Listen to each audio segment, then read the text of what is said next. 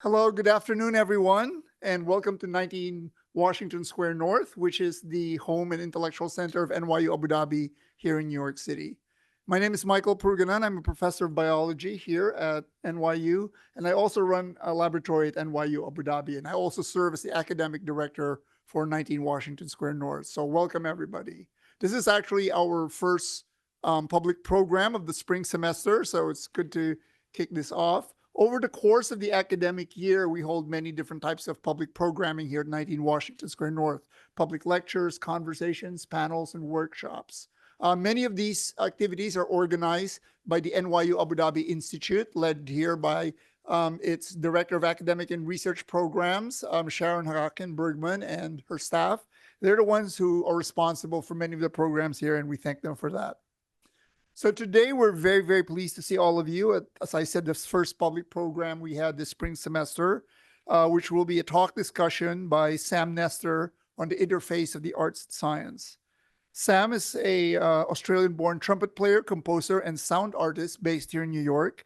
And his work explores the relationship between humans and the natural world. And he harnesses natural processes to create immersive sound installations and musical compositions.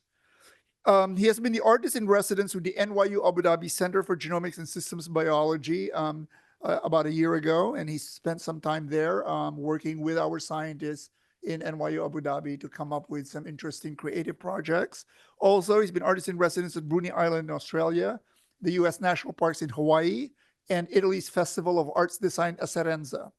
Since 2002, Sam has been collaborating with policy officers from the European Commission Directorate General for Environment and scientists from the Joint Research Center on sound installations at the nexus of art, science, and public policy.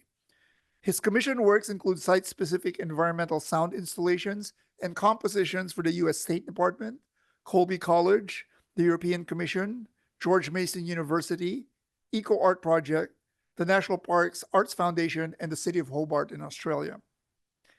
As a performer, Nestor has appeared with Lincoln Center's Mostly Mozart Festival and Lincoln Center Out of Doors, the Beijing Modern Music Festival, the Paris Opera Ballet, Wordless Music Orchestra, and the Kennedy Center in Washington, D.C., among others, and he serves on the faculty of both the Juilliard and the Manhattan School of Music.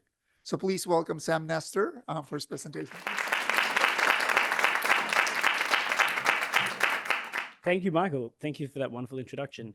And good afternoon, everybody. It's so wonderful to see so many fabulous faces on this cold New York afternoon. Thinking of all the wonderful things you could be doing, I'm so thankful that you're here as friends and supporters of art, science, and all things interdisciplinary. So thanks also to the NYU AD Institute for having me have this chat today. I'm going to be sharing a little bit about my work and how that's related to scientists and policymakers and some of the projects that we've been looking at. So usually when I start these things, I remind people that I am indeed a performer. I'm a trumpet player. That's where I come from, that world. There's a handful of people that I have recorded with and work with now or performed for.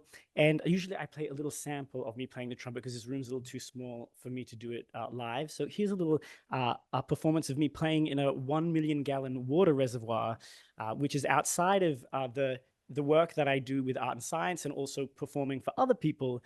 My interest is to do with unique acoustic spaces and what that does to allow us to create and compose site-specific works, and also what it does to a performer and how we play certain things. So here's a little sample so that we're not just making up that I'm a trumpet player.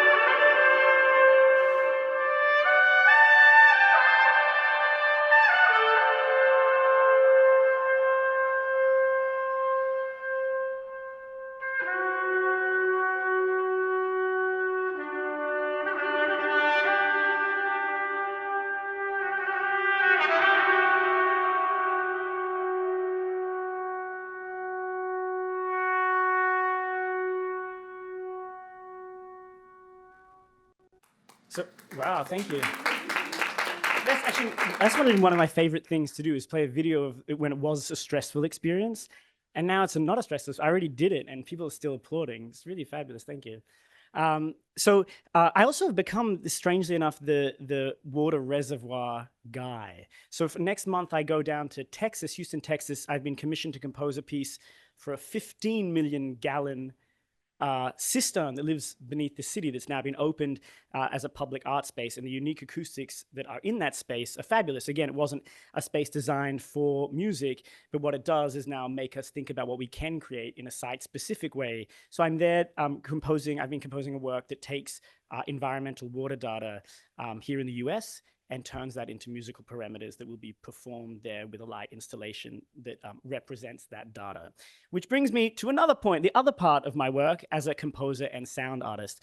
So this relates to the things that I was doing particularly at NYU in Abu Dhabi, and also with the work that I've been doing as scientists in Europe. And here in the US. So a lot of my work, as Michael mentioned, looks at the natural world and our relationship to the natural world. And what that means is I look at things like natural processes and use those processes in the design of new compositions, or using through sonification, which is when we think of, in terms of the science world, we think of visualization, so taking data and visualizing it, and sonification is another form of that. It's taking data and turning it into sound in some form or another. Sonification, and we can then play with it and make it more musical and stretch the boundaries of being exact and make it musification as well. And so some of the things, some of the projects that focus on this world, this idea of humans in the natural world, that I have done in the past that had led me to connecting with more scientists and eventually policy officers at the Directorate General for Environment, are things like designing sound and light installations that are controlled by real-time biological processes that are being recorded in plants. And you can see on the screen 2 videos, one of me noodling around in a forest on an island off the coast of Tasmania, designing a public installation where the sound is being controlled by the native plants in that forest. And then the Colby College Commission that Michael mentioned is below, which is the same kind of concept that I was commissioned to create an installation taking native plants that are in the Colby forest, the forest that's on the campus, to create a sound and light installation that's being controlled by these processes that are then being recorded live in this new space that Colby College had opened, a new space for art and innovation. Other projects in terms of this sonification idea are things like working with the United States Geological Survey to collect earthquake data that was happening at the time. I was in residence in Hawaii as the artist in residence for the Hawaii National Parks, the Volcano National Park, was converting earthquake data into musical parameters so that the musical score is a representation of the frequency and variety of earthquakes that are taking place underneath there and changing the size and shape of Hawaii, and of course the face of the earth as well. And then other projects, things like soundscape recordings of forests, capturing soundscape forests, particularly with certain kinds of technology called ambisonic, for the basis of generative sound installations. And that's one of the projects that I've been working on with the European Commission, recording the unique sounds of forests in Europe, and then they're transported into spaces, museum spaces, etc., in this project, looking at the relationship between humans, nature, and artificial intelligence. That's a longer and bigger project. Other silly things that I've done are scoring rhythms of historic thunderstorms, like the Ector thunderstorm that occurs every afternoon at around 3 p.m. between September and March above the Tiwi Islands, above Northern Territory, and how that shapes life of the indigenous people who live on that island. So in terms of humans in the natural world, that's one of them. Something we're going to look at today is the project that I've been playing with our friends at NYU Abu Dhabi, which is turning the genome into sound, our genome and other genomes. We're now looking at things like the zebrafish. We're going to open an installation in a couple of weeks at NYU in Abu Dhabi. And the other project is from NYU that we'll look at is this idea of a soundscape study that's been conducted with marine biologist Dr. John Burt of the coral reefs in the Arabian Gulf. And we're capturing those soundscapes and how they're changing over time. And I've been working with scientists and engineers to collect ocean plastic and turn that ocean plastic into essentially records that will play on turntables as a commentary to our contribution to the fabulous climate crisis that's happening. So before we get to NYU Abu Dhabi, Michael mentioned the European Commission. And so from 2022 onward, I have been working with the JRC sci-art project. And I guess something else, a part of what we'll talk about today, or I guess the underlying, is that the work that I'm doing now that's connecting with scientists and policy officers in Europe and here is a world we're moving to now, the world that I see, and that's the idea of kind of ending disciplinary silos in places like NYU, for example.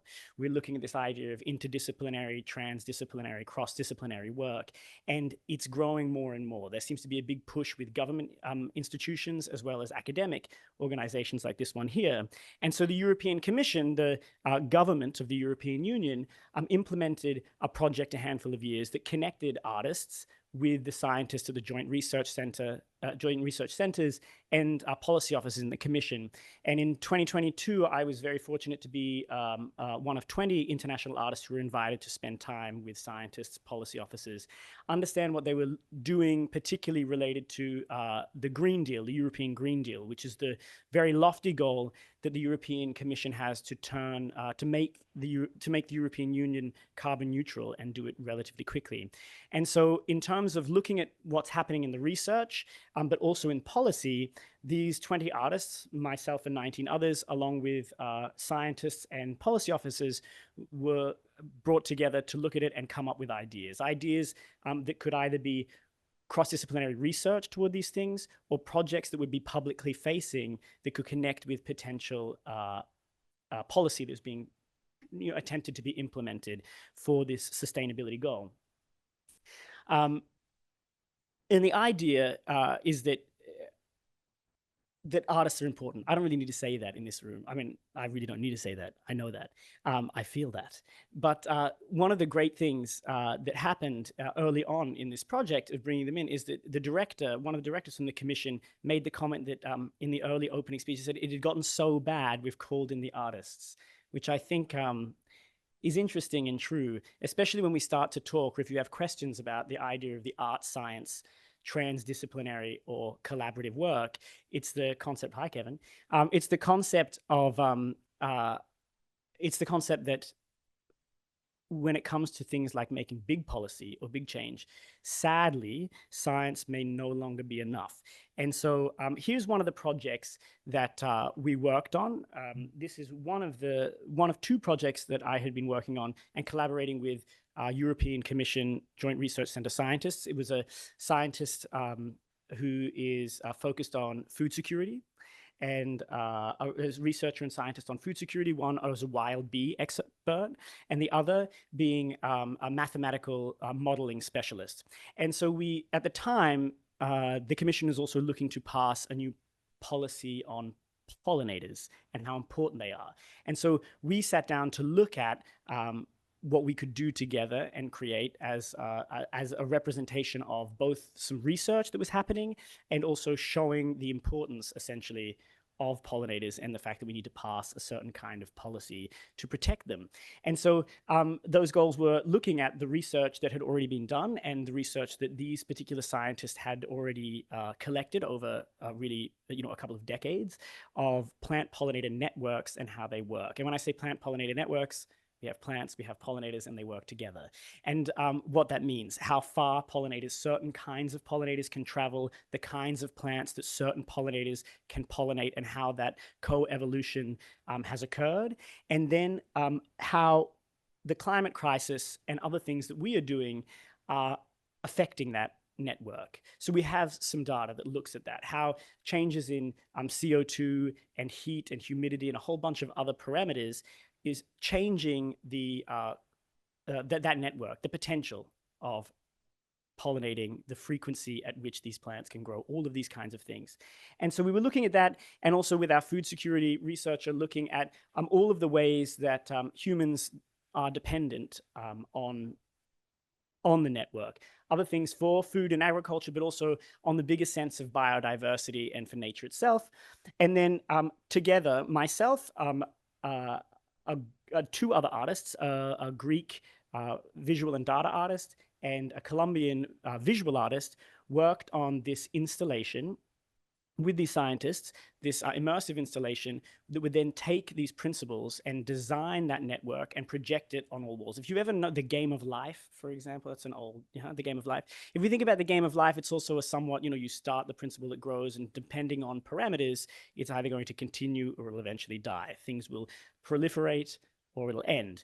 And so we're looking at, in thinking of that way, creating a big immersive installation that follows the rules of the research on the plant pollinator network, specific plants, specific pollinators, what they can do, what they can't do, and when those parameters change, when certain parameters, environmental parameters change, how that then affects their potential to grow and proliferate and spread. And so what we did is create this installation. I'll play a short 1-minute video. Actually, I think I'm also speaking in it, so you don't get a break, sadly, from my voice. But at the same time, what it is, you'll see, is projected is that network. And without going into all the details of it, that network, all of the nodes represent specific kinds of categories of plants, and all the other, there'll be floating around pollinators, different kinds of pollinators. And following the rules of what they can work with and do is all happening on the screen with the percentages of numbers of each of those. And there's a little ticker following along with all the data that you can follow along with. And then it's a live interactive installation for audiences. So if you were there, or if it was projected here, there would also be hidden in the room environmental sensors. And those environmental sensors are reading CO2, heat, and humidity, these and a couple of other parameters. And these parameters are things we know are being changed by us. And what happens is you yourself in there will change the ambient CO2 in the room and the heat and humidity.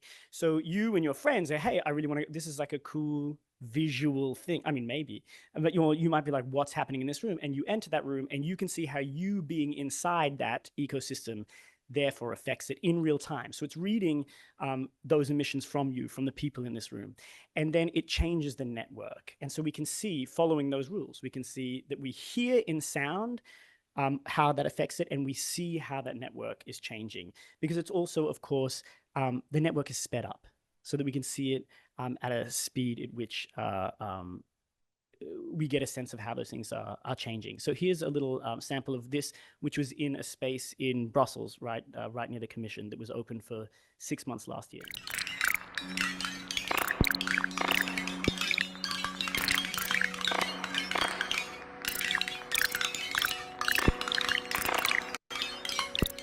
Anthos is an immersive, interactive installation that highlights the importance of pollinators and demonstrates our anthropogenic effect on them.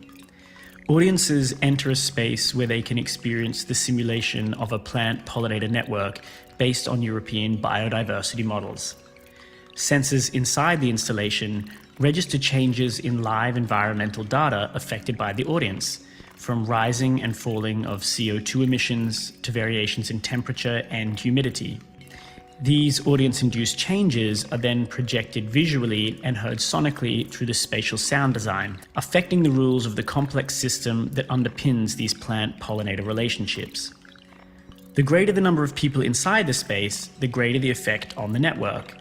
The system's ability to maintain an equilibrium, thrive, decline, or ultimately fail is a product of human intervention.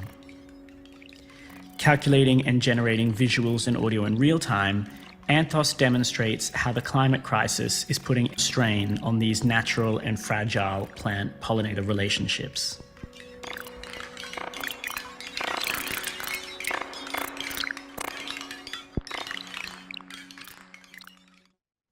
So that's one of the projects with the European Commission, and thinking about what is both being looked at in policy, but also what's being researched on the science side, at least regarding the climate crisis, and how it's affecting a whole bunch of things from food security to biodiversity.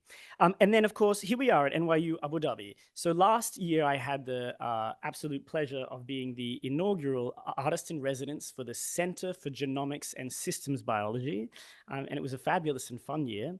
And the goal of the project is to bring artists, one artist a year, to interact with the scientists of the CGSB and look at their research and look at their ideas and look at what the artist is interested in, and either create creative projects at the intersection of art and science that are brand new, or look at that research and data and see about coming up with a representation of the work that's already happening in new forms. That's the goal of it. And so the CGSB looks at two particular related programs. Their focus is on biomedicine and health and environmental adaptation and sustainability. And so I'm going to show you and walk you through two of the projects that I started there and that are ongoing and changing now. So you get a sense of what it is and what it has been. So let's take a little look. So for me, I work in sound and music. So the most obvious thing was, like, could we turn a genome into a piece of music, or could we look at turning sonifying genomes, and what could we do with that, and what would be interesting to us, and how can we make that work? And so we began by looking at converting genomic data into musical parameters, focusing on these things called transposable elements, and looking particularly at their abundance, distribution, and variation. Professor Gonzalez, my dear friend, is a member of the CGSB, both here, as is, of course, Professor Pruganen, CGSB here and at NYU Abu Dhabi. And because, I can give a very short description of a transposable element, but it's always very intimidating when I have real scientists here. So could you give us, like, maybe the elevator pitch of what yeah. You're the only other person who had to elevator pitch transposable elements with Barbara McClintock. It took her a long time. She eventually won the Nobel Prize, right? Yeah. Okay, so transposons are mobile elements in the genome, which you may have heard of as jumping genes. And they actually are very important in genome evolution because they occupy the majority of the human genome, in fact. And they're probably remnants of invasive elements like viruses. And there are a limited number of them. And so it's easy to characterize them in the genome because you find the same patterns over and over and over. And that's what Sam turned into some super cool project. Well, thank you. That's really great. I hope we were recording that. I'll remember that. That was a really great description. So we looked at starting with these things called transposable elements, like I said, repetitive elements, which makes a lot of sense because as a musician or a sound artist, we can hear things repeating again and again, coming back in variations, and that's what we looked at. And so I'm going to show you where it began and what we first did, and then a recent installation that I opened in Abu Dhabi for another project that took it to another level, and then we're aiming to look and expand it even further. For those of you who are biologists, you might know this image up, or what this is. It's actually the snippet of the UCSC genome browser. That's what that image is there. That's what we took. In fact, that's the very section you're going to hear, at least at first. We started with a small section of it. So as Chris said, we're looking at these transposable elements and these repetitive elements. And here are some of the big categories, the class categories of them: lines, LTR, signs, DNAs. These are some of the big categories of these repeating sections. And so the first thing I looked to do was, choose pitches, assign each one of them a specific pitch. So anytime one appears in the data, you will hear that pitch. But then, of course, we're now looking at sound. We're looking at temporal environment. So we had to choose how that would work. And we're looking at base pairs. And if we think back to high school science. Base pairs are those ACs, Gs, and Ts. And so what you're going to hear is 2,000 base pairs pass by every second. And therefore, we now have the length. We have rhythm, or we have duration of a pitch. So if we hear a sine that's 4,000 base pairs long, it's going to be held for 2 seconds, for example. The other thing is, we have this fabulous double helix. So we had to look at a way of making that evident. So we might hear a line, but is it on the plus strand or the negative strand? And so at first, and this is all the very first look at it, and I'll show you an example of it and then see how we changed it. So we chose things like instrumentation and octave, which means that if you now hear an LTR on the plus strand, for example, and it's 2,000 base pairs long, you are going to hear a G natural, and it's going to be held for 1 second, and it's going to be played by a gong, and it's going to be doubled in octave 3 and 4. Great. And so the same, anything that appears on the plus strand will now be played by a gong in 3rd and 4th octave. Then there's the minor strand. Anything we hear on the minor strand will be played by a bell and heard in octave 4. So we can now track whether it's on the left, whether it's on the plus or the minor strand. The other thing we have is age. Chris mentioned that things they were cutting into our genome. So we know the age within a range of when it was cut into our genome. So because we have that information, how do we incorporate it here? We looked at creating this kind of 0 to 403, which is 0 to 403 million years, I guess, when it was cut in. Somewhere between there. So something 0 is very young, something 403 million years is very old, a transposable element in there. And so we looked at programming this into MIDI velocity. And so in MIDI, what we can do is we can change the velocity 0 to 127. And all that means is how hard something is struck or how loud something is. Scaled from 0 to 127. 0 is soft, 127 is hard or loud, let's say that. And so I reverse those things. It means if something's very young in our genome, you'll hear it very present. It'll be very loud because it's fresh and young. And then, of course, if it's old, it's very distant. It's that bell is not struck as hard. That gong is not hit as loud. And then we also created a base pair accompaniment because, after all, this is reading data. So all of the data that it's been reading, all those ACs, Gs, and Ts, we could then create the backdrop of what we're hearing, and that's converting our ACs, Gs, and Ts into notes, into chords of A, C, G, and E in this case. And you'll hear that it's reading the program, it's reading those base pairs, and that chord will change every 8,000 base pairs. There's a reason for that, but there's no real reason to go into that now. How that chord is represented is that the highest percentage of the base pair will be at the base of the chord, and then it's followed up. And so it gets re-evaluated every time. So we can hear what those transposable elements essentially are made of. Okay, so there's the sound element, and then I really didn't like this as a visual element. This is very boring and static, and so we had to have something fresh and new.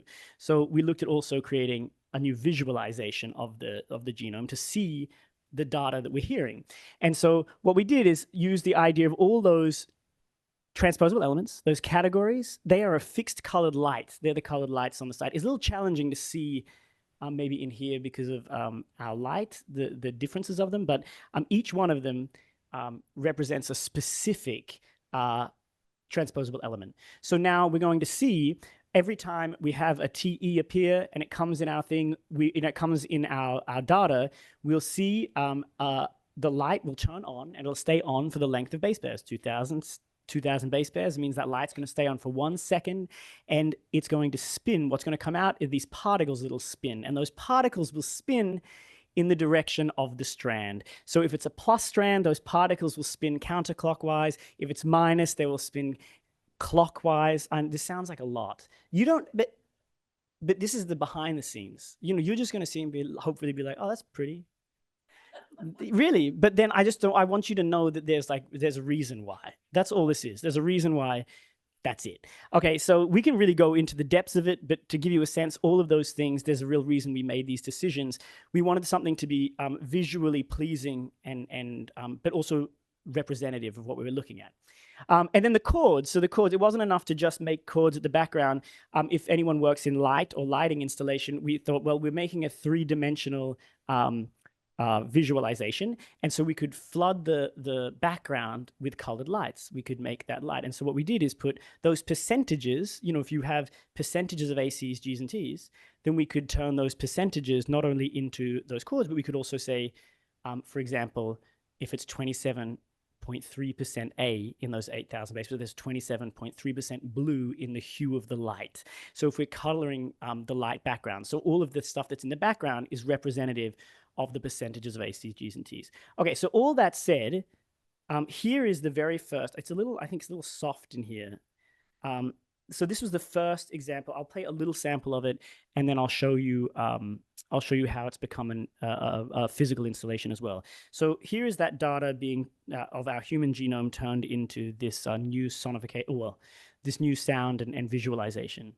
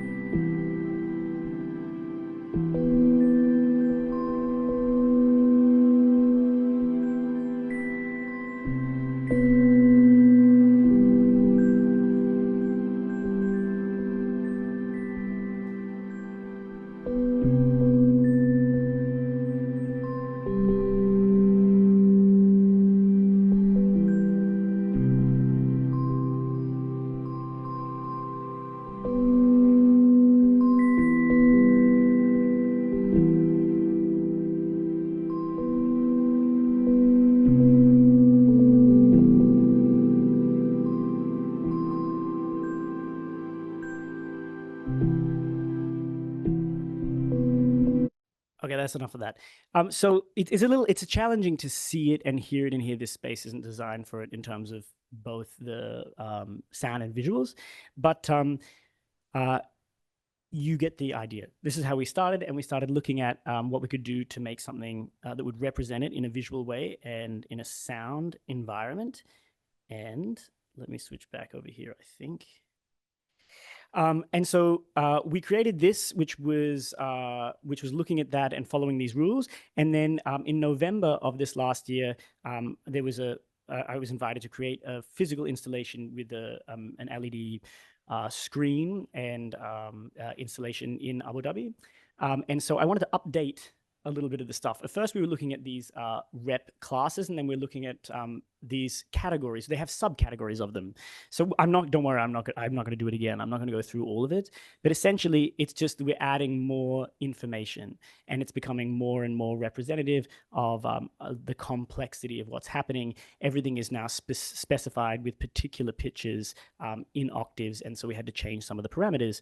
And so here is what there was a conference, not a conference, an event in Abu Dhabi called Expanse, which was the first event that was focused on imagining the future with exponential technology.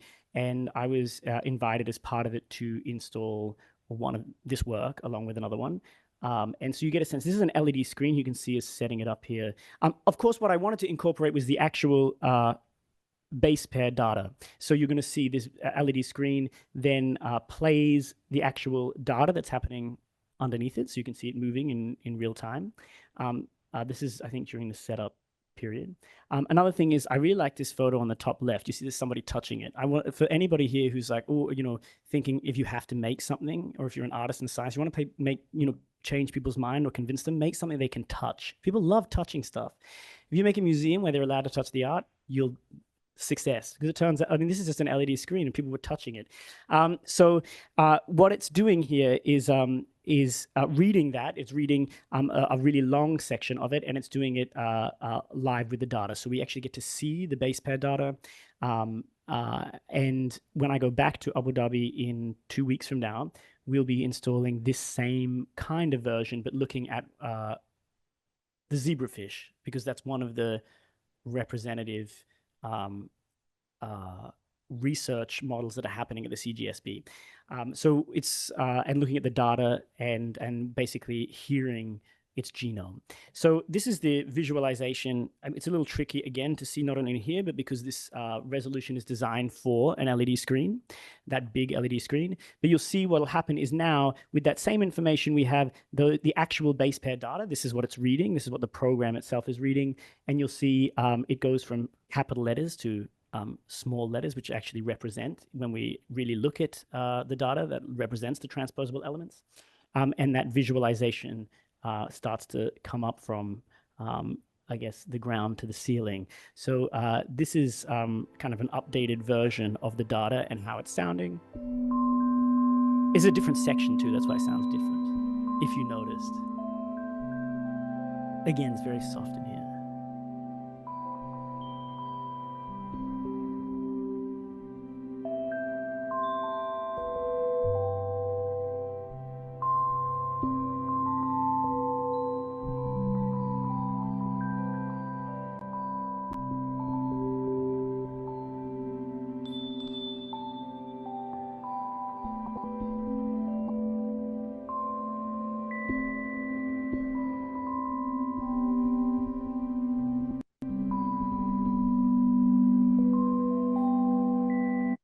So this was a project that was really a way of looking at what critical information we could store in sound and what we could understand in musical patterns, and kind of a rethinking of ways we can look at biological data. So it's the opening for this, and we're looking at other ways to expand it. Here are the wonderful collaborators. Of course, it was designed with Stéphane Boisineau. And also, when I keep saying there's a program that's reading it and it's designed, that's by Giuseppe Antonio Saldi, a fabulous data computational scientist at the CGSB that I have been very fortunate to be working with.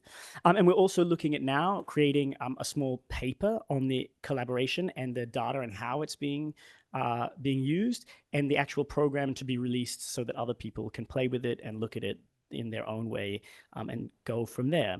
So because I don't have a ton of time, I'm going to show you one other project that we're currently in the process of working on. So that was, of course, a very digital work and data and digital work.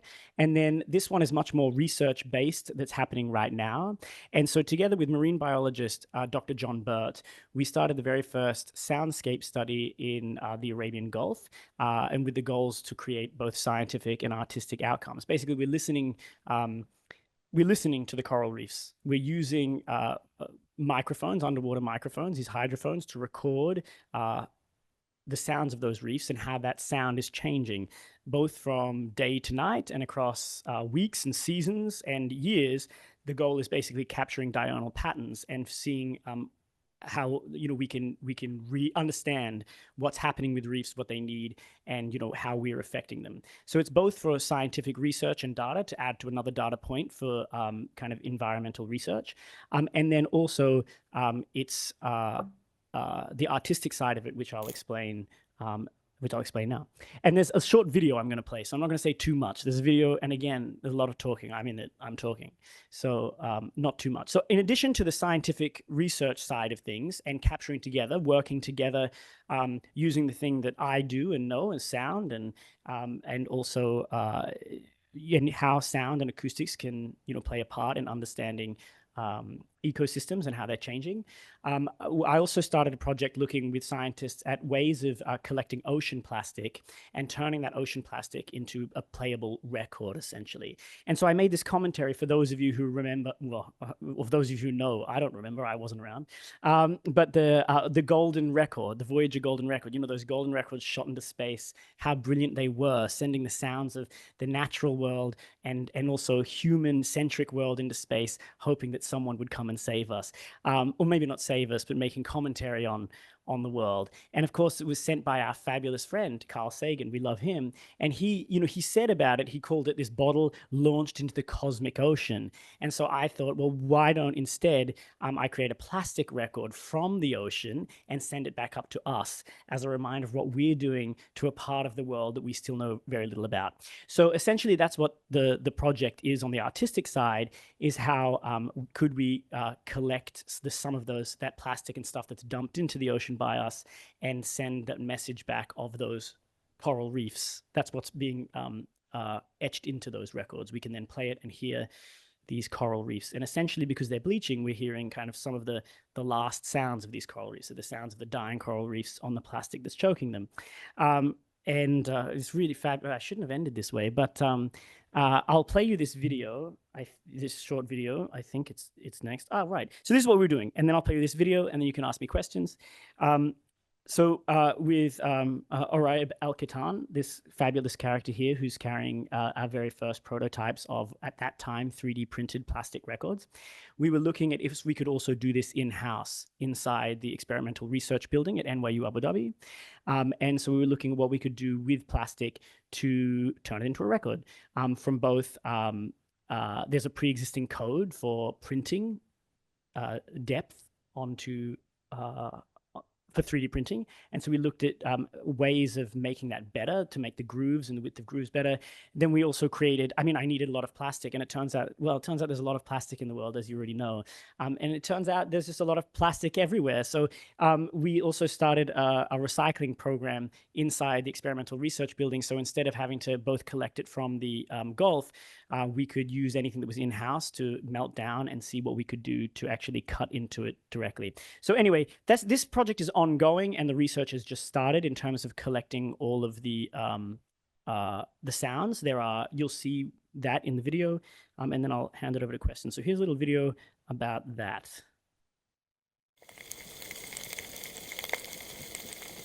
This is the sound of a world in distress. My name is Sam Nestor, and I'm the artist in residence for the Center for Genomics and Systems Biology at New York University, Abu Dhabi. Together with marine biologist Dr. John Burt, we've begun the first aquatic soundscape study in the Arabian Gulf, listening to the underwater world during a time of climate crisis. I'm interested in the Arabian Gulf because it is the world's hottest sea. And if we're interested in things like climate change, this really serves as a model ecosystem, a natural laboratory for us to try and understand how marine fauna cope with and respond to extreme temperatures, and what that means for things like coral reefs and reef fishes in other parts of the world in the future. These fully submersible, long-term deployable hydrophones have been fixed to data stations throughout the Gulf and are recording the otherwise hidden acoustic environment. These passive monitoring devices are tracking the diurnal rhythms that occur in and around reefs throughout the day, night, across seasons, and ideally years. This interdisciplinary project aims to produce both scientific and artistic outcomes. One of the things that coral reefs do is they produce a lot of noise. And this noise is important because it's an indicator of biological activity. So you've got shrimp and fish and crabs and sea urchins in there operating at different times of day and night, all of them producing these sounds. And there are some suggestions that as reefs become less and less healthy, we get a change in that acoustic signature of reefs, such that we start to hear differences in how these reefs sound as they go from being very healthy environments to ones that are relatively degraded and sick. We also hear a diversity of human sound affecting life among the water, from commercial shipping, recreational fishing, jet ski motors, and divers. The sound of the marine world is changing, and not for the better. In the last decade and a half, we've had a number of recurrent bleaching events here that are related to marine heat waves. And these heat waves are becoming both more frequent and more severe. And so if we hear changes in the acoustic signatures of this reef, it may have broader implications for biodiversity on these reefs itself going forward.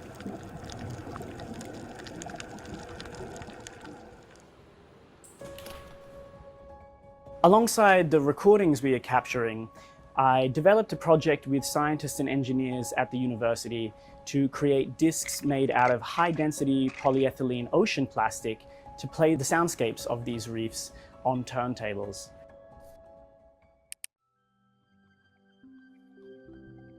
Outside of the scientific study that is being conducted, the goal for this artistic project is to capture the natural environment as it exists now and make commentary on our contribution to it.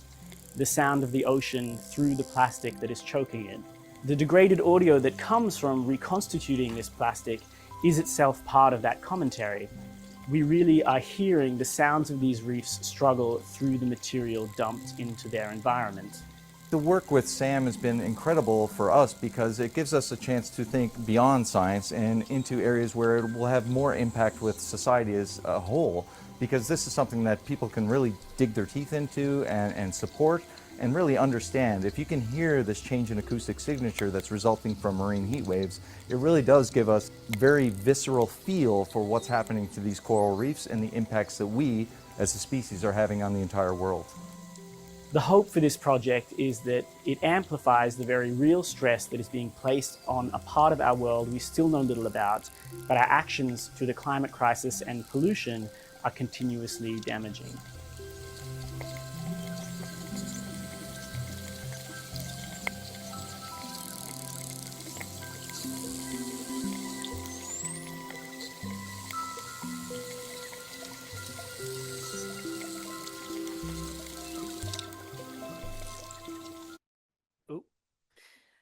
So there you have it.